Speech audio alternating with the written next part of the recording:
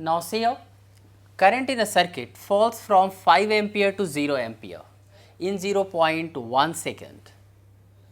So, you can calculate actually here the rate of change of current.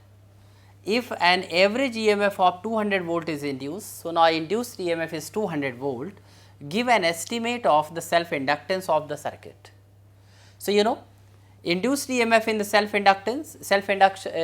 induced EMF in an inductor or in a solenoid is L di upon dt, that is the magnitude of the EMF.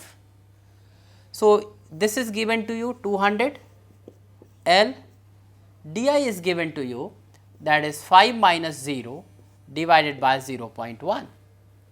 So, we can write L is equal to 200 into 0.1 divided by 5, and now we can calculate here, this is this one, that will be coming here 4. So, L is equal to 4 Henry. So, this is the self inductance of the coil.